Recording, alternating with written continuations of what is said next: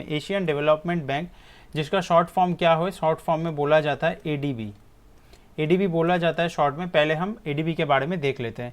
पहले देख लेते हैं एडीबी कब एस्टेब्लिश हुआ। एडीबी एस्टेब्लिश हुआ 19 दिसंबर 1966 में।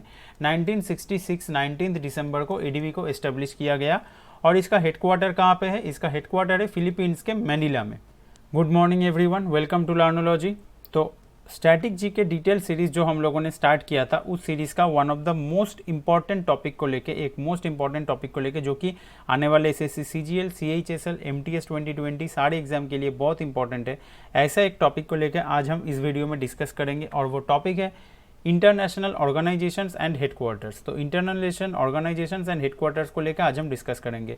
कुछ बहुत इंपॉर्टेंट इंटरनेशनल ऑर्गेनाइजेशंस हैं जिनके बारे में हम लोग डिटेल्ड में देखेंगे थोड़ा, और कुछ शहर के नाम भी देखेंगे, कौन से शहर में कौन सा हेडक्वार्टर है।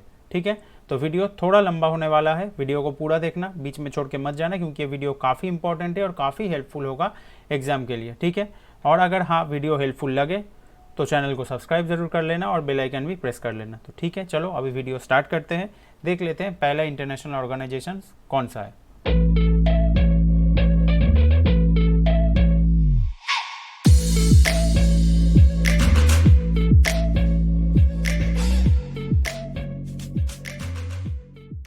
एशियन डेवलपमेंट बैंक, जिसका शॉर्ट फॉर्म क्या हो, शॉर्ट फॉर्म में बोला जाता है एडीबी। एडीबी बोला जाता है शॉर्ट में। पहले हम एडीबी के बारे में देख लेते हैं। पहले देख लेते हैं एडीबी कब एस्टेब्लिश हुआ। एडीबी एस्टेब्लिश हुआ 19 दिसंबर 1966 में। 19 दिसंबर को एडीबी को एस्टेब्लिश किया गया। और इसका हेडक्वार्टर कहाँ पे है? इसका हेडक्वार्टर है फिलीपींस के मैनिला में। फिलीपींस के मैनिला में इसका हेडक्वार्टर से, याद रखना। और हाँ, अभी प्रेसिडेंट कौन है, करंट प्रेसिडेंट कौन है एशियन डेवलपमेंट बैंक का? प्रेसिडेंट का नाम है मासात्सुगु असाकावा। मासात्सुगु असाकावा भी करंट प्रेसिडेंट है। 2020 में ही ये प्रेसिडेंट बने हैं, तो अभी करंट प्रेसिडेंट है मासात्सुगु असाकावा, याद रखना। अभी देख लेते हैं एडीबी के बारे में कुछ इंपॉर्टेंट पॉइंट कि एडीबी क्या काम करता है। देखो, एडीबी का प्राइमरी मिशन क्या है? Is to foster growth and cooperation among countries in the Asia Pacific region. तो एशिया पैसिफिक रीजन में जो सारे कंट्रीज है, उनका जो ग्रोथ है उसको फॉस्टर करना एडीबी का काम है। फॉस्टर किस तरीके से करेगा? कुछ कंट्री कुछ बनाना चाह रहा है, एक प्रोजेक्ट में काम करना चाह रहा है, तो उसको लोन चाहिए, पैसा चाहिए, तो वो लोन जो है वो एडीबी प्रोवाइड कर देता है ताकि वो कंट्री आगे बढ़ सके। तो इसी तरीके से ये ग्रोथ को फॉस्टर करते हैं, कोऑपरेट करता है सारे कंट्री के साथ। ठीक है, ADB relies on members contribution, member contribution, retained earnings from lending and the repayment of loans for funding the organisations. ठीक है, देख सकते हो किसके ऊपर रिलाई करता है एडीबी? मेंबर कंट्रीब्यूशन, जो लोग एडीबी के मेंबर है उनका क्या कंट्रीब्यूशन रहता है उसके ऊपर रिलाई करता है। रिटेन्ड अर्निंग्स के ऊपर रिलाई करता है। कहाँ से आता है रिटेन्ड अर्निंग? जो वो लेंडिंग होता है, जो वो लोन देते हैं, उसका जो रीपेमेंट होता है लोन का, उसके ऊपर एडीबी का जो फंडिंग है वो रिलाई करता है। ठीक है, समझ में आ गया। इंपॉर्टेंट है यहाँ पे हेडक्वार्टर इंपॉर्टेंट है, प्रेसिडेंट का नाम इंपॉर्टेंट है, और कब इस्टेब्लिश हुआ ये काफ़ी हद तक इंपॉर्टेंट है।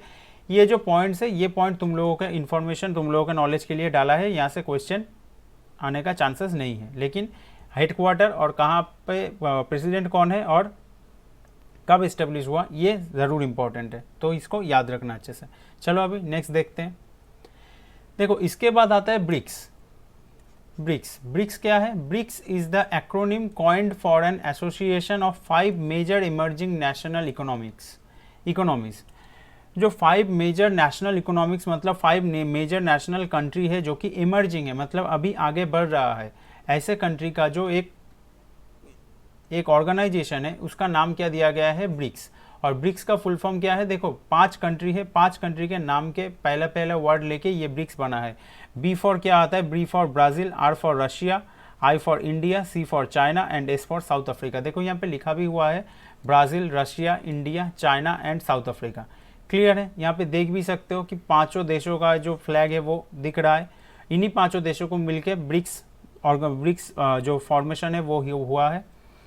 ब्रिक्स फोरम क्या है? BRICS forum is an independent international organisation encouraging commercial, political and cultural cooperation between the BRICS nation. ये एक इंडिपेंडेंट इंटरनेशनल ऑर्गेनाइजेशन है जो कि क्या करता है? इनकरेज करता है commercial, political and cultural cooperation between the BRICS nation. जो नेशन ब्रिक्स के अंदर आता है उनके बीच में जो कॉमर्शियल, पॉलिटिकल या फिर कल्चरल कोऑपरेशन है, इसको इनकरेज करता है ब्रिक्स फोरम। क्लियर है? आगे बढ़ते हैं। ब्रिक्स से जो क्वेश्चन इंपॉर्टेंट बन सकता है वो है ब्रिक्स में कौन कौन से कंट्री शामिल है। तुम्हें ऑप्शन में ऐसे 4 कंट्री दे देगा और ये भी पूछ सकता है कि कौन सा कंट्री ब्रिक्स में नहीं है ये बताओ। तो 3 ऑप्शन, तुम ये 5 कंट्री याद रख लेना, वहाँ से तुम लोग अच्छे से वो ऐसा क्वेश्चन आएगा तो अटेंड कर पाओगे। क्लियर है, आगे बढ़ते हैं। न्यू डेवलपमेंट बैंक, देखो क्या बोल रहा है न्यू डेवलपमेंट बैंक के बारे में। Formerly refer to as the BRICS development bank, मतलब ये भी ब्रिक्स का ही एक पार्ट था। ब्रिक्स का जो बैंक था उसको बोला जाता था ब्रिक्स डेवलपमेंट बैंक, लेकिन उसको पहले बाद में उसको चेंज कर दिया गया। चेंज करके क्या बना दिया गया न्यू डेवलपमेंट बैंक। इसलिए देख सकते हो यहाँ पे ब्राज़ील, रशिया, इंडिया, चाइना और साउथ अफ्रीका का फ्लैग है, उसके साथ साथ यहाँ पे न्यू डेवलपमेंट बैंक का भी डाला हुआ है एक फ्लैग। इससे समझाया ये जा रहा है कि ये भी ब्रिक्स का ही एक पार्ट था, लेकिन अभी इसको अलग कर दिया गया है, एक इंडिपेंडेंट कर दिया गया है इसको। ये क्या करता है, it is a multilateral development bank established by the BRICS states. तो ब्रिक्स के अंदर जो सारे कंट्री है इन्होंने मिलकर इसको एस्टेब्लिश किया है, ये एक मल्टीलैटरल डेवलपमेंट बैंक है। NDB supports public और private projects through loans, guarantees, equity participation and other financial industries। तो NDB न्यू डेवलपमेंट बैंक जो है वो क्या करता है, पब्लिक और प्राइवेट प्रोजेक्ट जो होता है उसको सपोर्ट करता है, किसके थ्रू, लोन्स के थ्रू, गारंटी के थ्रू, इक्विटी पार्टिसिपेंट्स के थ्रू या फिर अदर फाइनेंशियल इंडस्ट्रीज जो भी होता है। इस तरीके से ये जो पब्लिक और प्राइवेट प्रोजेक्ट है इसको सपोर्ट करता है। और न्यू डेवलपमेंट बैंक का हेडक्वार्टर कहाँ पे है, काफ़ी इंपॉर्टेंट है ये याद रखना, हेडक्वार्टर है संघाई जो कि चाइना में है। तो न्यू डेवलपमेंट बैंक का जो हेडक्वार्टर है वो चाइना में है और चाइना के संघाई में इसका हेडक्वार्टर है। उम्मीद है क्लियर हुआ होगा। चलो आगे बढ़ते हैं। इसके बाद आता है Asian infrastructure investment bank AIIB, Asian infrastructure investment bank AIIB। ये क्या है, it is a multilateral development bank that aims to support the building of infrastructure in the Asia Pacific region। Asia Pacific region में जो सारे country है वहाँ पे जो इंफ्रास्ट्रक्चर बनता है, जो बिल्डिंग बनता है, इंफ्रास्ट्रक्चर बनता है, उसको सपोर्ट करने के लिए इस बैंक को एस्टेब्लिश किया गया था और ये बैंक उसी को सपोर्ट करता है, इसलिए इसका नाम है एशियन इंफ्रास्ट्रक्चर इन्वेस्टमेंट बैंक। ये इंफ्रास्ट्रक्चर में इन्वेस्ट करता है। क्लियर है। तो ये कब एस्टेब्लिश किया गया था, एस्टेब्लिश किया गया 16 जनवरी 2016 को, याद रखना 16 जनवरी 2016 को ये एस्टेब्लिश किया गया था और ये ओपन किया गया था बिजनेस के लिए उस वक्त। ठीक है। इसका हेडक्वार्टर कहाँ पे है, इसका भी हेडक्वार्टर है चाइना में और चाइना के बीजिंग में इसका हेडक्वार्टर है। काफ़ी इंपॉर्टेंट है, याद रखना चाइना के बीजिंग में इसका हेडक्वार्टर है। और प्रेसिडेंट का नाम क्या है, प्रेसिडेंट का नाम है जिन लिकुन। जिन लिकुन यहाँ का प्रेसिडेंट का नाम है, याद रखना। तो चलो अभी आगे बढ़ते हैं। इसके बाद आता है शार्क, SAARC। शार्क का फुल फॉर्म क्या है, फुल फॉर्म है South Asian Association for Regional Cooperation. South Asian Association for Regional Cooperation. The organization promotes development of economic and regional integration in South Asia. South Asia में जो economic and regional integration है, जो कि development है, development of economic and regional integration का जो development है, इसको प्रोमोट करता है शार्क। ठीक है। और शार्क के अंदर जो जो कंट्री है, सारे कंट्री का यहाँ पे देख रहे हो फ्लैग यहाँ पे डाला हुआ है। और ये कब फाउंड हुआ था, it was founded in Dhaka on 8 दिसंबर 1985। 8 दिसंबर 1985 में इसको ढाका में इसको फाउंड किया गया था। लेकिन इसका हेडक्वार्टर कहाँ पे है, याद रखना, ये काफ़ी इंपॉर्टेंट है, ये काफ़ी कन्फ्यूजन क्रिएट करता है ये वाला question. Founded in Dhaka, Dhaka में इसको फाउंड किया गया था, इसका एस्टेब्लिशमेंट हुआ था ढाका में 8 दिसंबर 1985। लेकिन इसका हेडक्वार्टर कहाँ पे है, इसका हेडक्वार्टर है नेपाल में, नेपाल के काठमांडू में। नेपाल के काठमांडू में इसका हेडक्वार्टर है, लेकिन बांग्लादेश के ढाका में इसको फाउंड किया गया था। तो ये काफ़ी कंफ्यूजिंग होता है, ये ऑप्शन में दोनों एक साथ डाल सकता है और कुछ भी क्वेश्चन पूछ सकता है। ठीक है, तो ये क्लियर रखना। मेंबर्स कौन कौन से हैं शार्क के देख सकते हो, Afghanistan, Bangladesh, Bhutan, India, Nepal, Maldives, Pakistan and Sri Lanka. Clear है। अफगानिस्तान, बांग्लादेश, भूटान, इंडिया, नेपाल, मालदीव्स, पाकिस्तान एंड श्रीलंका, सारे साउथ एशियन जो कंट्री है वो सारे शार्क का मेंबर्स हैं। यहाँ पे एक एक्स्ट्रा पॉइंट याद रखना, कभी स्टैटिक में पूछ सकता है कि first Indian secretary general shark के कौन बने थे, शार्क के फर्स्ट इंडियन सेक्रेटरी जनरल कौन बने थे। तो इनका नाम याद रखना, कांत किशोर भार्गवा।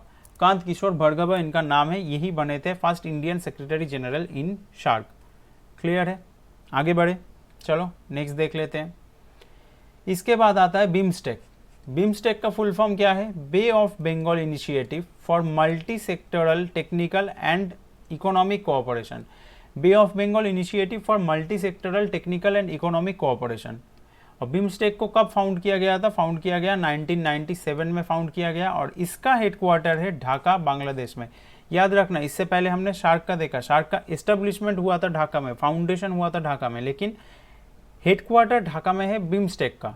याद रखना अच्छे से, ये काफ़ी मैं बार बार इसलिए बोल रहा हूँ ताकि तुम लोगों को याद रहे, ये क्लियर है। और मेंबर्स कौन कौन से हैं? मेंबर्स है Bangladesh, India, Myanmar, Sri Lanka, Thailand, Bhutan and Nepal. जैसे कि आप लोग यहाँ पे देख सकते हो, India, Nepal, Bhutan, Bangladesh, Myanmar, Thailand and Sri Lanka.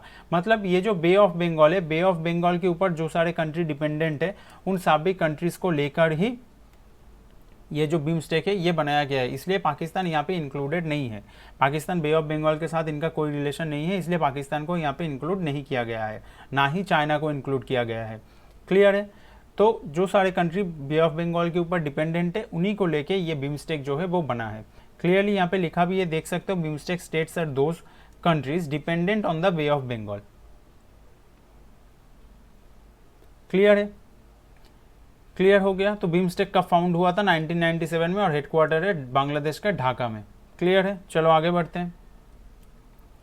इसके बाद आता है क्या? इसके बाद आता है International Renewable Energy Agency, IRENA, International Renewable Energy Agency. इसको शॉर्ट में इस तरीके से लिखा जाता है, ठीक है। ये क्या करता है? Supports countries in their transition to a sustainable energy future and serves as the principal platform for international cooperation. ये क्या करता है? कंट्री को सपोर्ट करता है ताकि ये जो ट्रांजिशन है अपना, जो अभी जो एनर्जी सोर्सेज यूज होता है, वहाँ पे एक सस्टेनेबल एनर्जी फ्यूचर की तरफ जो ट्रांजिशन है कंट्री का, उसमें ये सपोर्ट करता है और एक प्रिंसिपल प्लेटफॉर्म के रूप में इंटरनेशनल कोऑपरेशन में ये सर्व करता है। क्लियर है? फाउंडेड इन 2009, देख सकते हो 2009 में इसको फाउंड किया गया था। इसका हेडक्वार्टर कहाँ पे है? इसका हेडक्वार्टर है यूनाइटेड अरब अमीरेट्स में, यूएई में इसका हेडक्वार्टर है। यूएई के कहाँ पे? यूएई के अबू धाबी में इसका हेडक्वार्टर है। और India is a member of international Renewable Energy agency. इसका मेंबर इंडिया भी है, हमारा देश भी इसकी मेंबर है। India is a member of international Renewable Energy agency. Clear है? क्लियर हुआ? इसका काम क्या है? सारे देश का जो ट्रांजिशन है सस्टेनेबल एनर्जी फ्यूचर की तरफ, वो ट्रांजिशन में ये सारे देश को सपोर्ट करता है। क्लियर है? चलो आगे बढ़ते हैं। इसके बाद आता है North Atlantic Treaty Organisation. North Atlantic Treaty Organisation ये क्या है? The organisation implements the North Atlantic Treaty that was signed on 4 April 1949। 4 April 1949 को जो नॉर्थ अटलांटिक ट्रीटी साइन हुआ था, उसको इम्प्लीमेंट करने वाला ऑर्गेनाइजेशन है नॉर्थ अटलांटिक ट्रीटी ऑर्गेनाइजेशन। मतलब जो ट्रीटी साइन हुआ था उसी के नाम से ऑर्गेनाइजेशन का नाम है। तो ये ऑर्गेनाइजेशन क्या करता है? उस ट्रीटी को इम्प्लीमेंट करता है। और ये इधर पे देखो क्या बोल रहा है, NATO constitutes a system of collective defence whereby its independent member states agree to mutual defence in response to an attack by any external party. System of collective defence, यहाँ पे क्या होता है, एक इंडिपेंडेंट मेंबर जो है वो mutual defence का एक रिस्पॉन्स में रहता है तो attack by any external party. मतलब क्या, अपने आप में ये लोग लड़ाई नहीं करेंगे, लेकिन बाहर से अगर कोई अटैक कर दे तब वो रिस्पॉन्स करेंगे। क्लियर है? तो इस तरीके का एक ट्रीटी साइन हुआ था। उस ट्रीटी को जो ऑर्गेनाइजेशन इंप्लीमेंट कराता है उसका नाम है नॉर्थ अटलांटिक ट्रीटी ऑर्गेनाइजेशन। इसका हेडक्वार्टर कहाँ पे है? इसका हेडक्वार्टर है ब्रुसेल्स, बेल्जियम में। बेल्जियम के ब्रुसेल्स में इसका हेडक्वार्टर है। 29 कंट्रीज इसका मेंबर, इसका मतलब इसमें साइन किया हुआ है। 29 मेंबर्स इसमें इंक्लूडेड है, 29 कंट्रीज इसमें इंक्लूडेड है, including France, Italy, Belgium etcetera are members. ठीक है, 29 कंट्रीज इसका मेंबर बना हुआ है, इसमें इंक्लूडेड है। इसमें फ्रांस भी है, इटली भी है, बेल्जियम भी है एट्सेट्रा और सारी यूरोपियन कंट्रीज है। लेकिन India is not a member of NATO. ये बात याद रखना, इंडिया ये नॉर्थ अटलांटिक ट्रीटी ऑर्गेनाइजेशन का मेंबर नहीं है। क्लियर है? आगे बढ़ते हैं। इसके बाद आता है Asian, association of south east Asian Nations. Association of south east Asian nation, जो साउथ ईस्ट एशियन नेशन है उन सबका जो एसोसिएशन है उसका नाम दिया गया है एशियन। क्लियर है? ये क्या करता है? It promotes inter governmental cooperation and facilities, economic, political, security, military, educational and socio cultural integration among its members and other countries in Asia. ये क्या करता है? इंटर गवर्नमेंटल कोऑपरेशन करता है, इंटर गवर्नमेंटल कोऑपरेशन में हेल्प करता है। And जो फैसिलिटीज़ है like economics, political, security, military, educational, socio culture, ये सब का जो इंटीग्रेशन है इसमें इसके जो सारे मेंबर्स है उसको हेल्प करता है और अदर कंट्रीज़ को भी हेल्प करता है एशिया का। क्लियर है। इसका हेडक्वार्टर कहाँ पे है? इसका हेडक्वार्टर है इंडोनेशिया के जकार्ता में, इंडोनेशिया के जकार्ता में इसका हेडक्वार्टर है। India is not a member of Asian, India इस एशियन का मेंबर नहीं है। साउथ ईस्ट एशियन नेशंस का एसोसिएशन है लेकिन इंडिया इसका मेंबर नहीं है, यह बात याद रखना, एशियन का मेंबर इंडिया नहीं है। क्लियर है, आगे बढ़ते हैं। इसके बाद आता है इंटरनेशनल सोलर अलायंस, काफ़ी इंपॉर्टेंट है। इंटरनेशनल सोलर अलायंस बहुत इंपॉर्टेंट है क्योंकि देख सकते हो ये एक अलायंस ऐसा है जहाँ पे मोर देन 121 कंट्रीज इंक्लूडेड है, मोर देन 121 कंट्रीज इसका मेंबर है इस अलायंस का।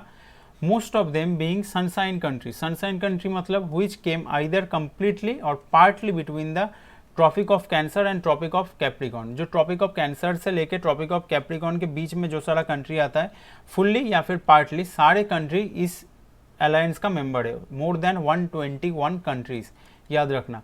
और इसको लॉन्च किसने किया था? Launched by India at the India Africa summit in 2015। 2015 में वो जो इंडिया अफ्रीका समिट हुआ था उसमें इंडिया ने इसको लॉन्च किया था। ये जो इंटरनेशनल सोलर अलायंस है इसको लॉन्च किया था और इसका हेडक्वार्टर भी इंडिया में है, इंडिया के गुरुग्राम में इसका हेडक्वार्टर है। याद रखना, इंडिया के गुरुग्राम में इसका हेडक्वार्टर देखा जाता है। और India is a founding member of ISA, founding member है ISA का मतलब इंडिया ने ही लॉन्च किया था, तो फाउंडिंग मेंबर में इंडिया का नाम ऑब्वियसली रहेगा और हेडक्वार्टर भी यहीं पे हमारे देश में। तो इंटरनेशनल सोलर अलायंस इसलिए काफ़ी इंपॉर्टेंट बन जाता है एग्जाम के लिए। तो याद रखना, इंडिया के गुरुग्राम में इसका हेडक्वार्टर है, गुड़गांव नहीं गुरुग्राम, याद रखना। चलो आगे देखते हैं। इसके बाद आता है ओपेक। ओपेक का फुल फॉर्म क्या है? Organisation of the Petroleum Exporting Countries, Organisation of the Petroleum Exporting Countries. जो सारे पेट्रोलियम एक्सपोर्टिंग कंट्रीज है उनका जो ऑर्गेनाइजेशन है उसका नाम दिया गया है क्या? उसका नाम दिया गया है ओपेक। ये कब एस्टेब्लिश हुआ? ये एस्टेब्लिश हुआ 1960 में, 1960 में इसको एस्टेब्लिश किया गया है। और इसका हेडक्वार्टर कहाँ पे है? हेडक्वार्टर है ऑस्ट्रिया के वियना में। क्लियर है, ऑस्ट्रिया के वियना में इसका हेडक्वार्टर है। और एक रिपोर्ट पब्लिश होता है बाय ओपेक, ओपेक एक रिपोर्ट पब्लिश करता है एवरी ईयर। उस रिपोर्ट का नाम क्या है? World oil outlook. जो ऑयल के ऊपर एक रिपोर्ट पब्लिश करता है ओपेक एवरी ईयर, उसका नाम क्या है? World oil outlook. तो ये काफ़ी इंपॉर्टेंट है, एग्जाम में सीधा क्वेश्चन पूछ सकता है कि वर्ल्ड ऑयल आउटलुक जो रिपोर्ट है वो कौन पब्लिश करता है, और चारों ये ऐसे ऑर्गेनाइजेशंस का नाम दे देगा। करेक्ट आंसर क्या हो जाएगा? करेक्ट आंसर हो जाएगा ओपेक। तो याद रखना, क्लियर है। और एस्टेब्लिश 1960 में हुआ था और हेडक्वार्टर है वियना के ऑस्ट्रिया के वियना में, सॉरी। ठीक है, चलो आगे बढ़ते हैं। इसके बाद आता है यूरोपियन यूनियन। और हाँ, एक बात और मैं बता देता हूँ कि ये जो सेशन है, इस सेशन का जो PDF है वो मैं अपने टेलीग्राम चैनल में डाल दूंगा और टेलीग्राम चैनल का लिंक नीचे डिस्क्रिप्शन में दिया हुआ है, वहाँ से ज्वाइन कर लेना। ठीक है, टेलीग्राम चैनल में इसका PDF तुम लोगों को मिल जाएगा।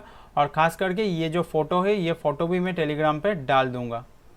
क्लियर है, अभी डाल देता हूँ, सेशन के बाद ही मैं ये फ़ोटो और PDF टेलीग्राम चैनल पे अपलोड कर दूंगा। ठीक है, इस फोटो में क्या है? यूरोपियन नेशन के जो सारे कंट्री है वो सारे कंट्रीज़ का यहाँ पे लिस्ट दिया हुआ है। ठीक है, तो देखो यूरोपियन यूनियन क्या है? फाउंडेड इन 1 नवंबर 1993, 1993 के 1 नवंबर को यूरोपियन यूनियन को फाउंड किया गया है। Treaty of Maastricht establish the European Union in 1992। ये ट्रीटी ऑफ मैस्ट्रिच जो हुआ था यही यूरोपियन यूनियन का एस्टेब्लिश किया था 1992 में। रिसेंटली क्या हुआ है? United kingdom has initiated a process for withdrawing from EU। मतलब यूनाइटेड किंगडम ने क्या बोला है? वो एक प्रोसेस इनिशिएट किया है उन लोगों ने कि यूरोपियन यूनियन से वो लोग निकल जाएंगे। क्लियर है। इसका हेडक्वार्टर कहाँ पे है? बेल्जियम के ब्रुसेल्स में इसका हेडक्वार्टर है।